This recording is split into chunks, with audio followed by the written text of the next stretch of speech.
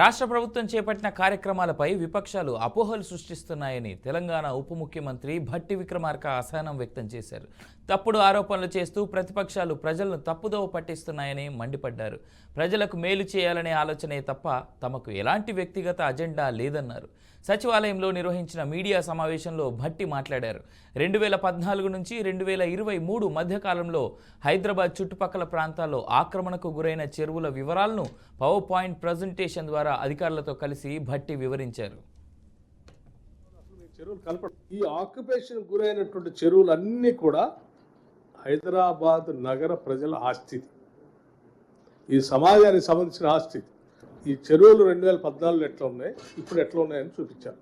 హైదరాబాద్ నగరాన్ని, రాష్ట్రాన్ని.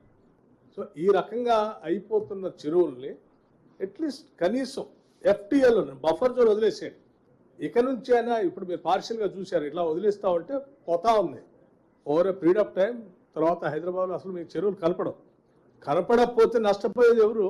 సో మీ ముందు ఇవన్నీ ఎందుకు ప్రజెంట్ చేస్తున్నామంటే అట్లీస్ట్ మనం చాలా ఆశించి మన రాష్ట్రం మనకు కావాలి, మన నగరం మనకు కావాలి, దీన్ని బాగు చేసుకుందాం.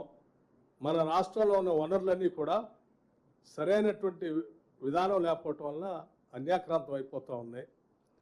మనం తెచ్చుకునైనా మనం బాగు చేసుకుందామని తెచ్చుకున్న 2014 నుంచి మనం బాగు చేసుకోవాలి. ఈ ఆస్తుల వ్యవస్థలన్నీ ప్రజలకు అందించాలి భవిష్యత్ తరాలకు. సరే, మీరు అడిగారు ఇందా కూల్స్తారని. కూల్చడానికి ఎవరికి ఇష్టం ఉండదు, కూల్చాలని ఎవరికి ఆశ, ఆలోచన, తపన కూడా ఉండదు. కానీ వీటిని భవిష్యత్ తరాలకు అందించాలనే తపన మాత్రం కంపల్సరీ ఉంటుంది. పాలకులు కనీస బాధ్యత. మనం కోరి కొట్లాడి తెచ్చుకున్న రాష్ట్రం ఇది. అలా అని మరి వాళ్ళు ఏం చేద్దాం?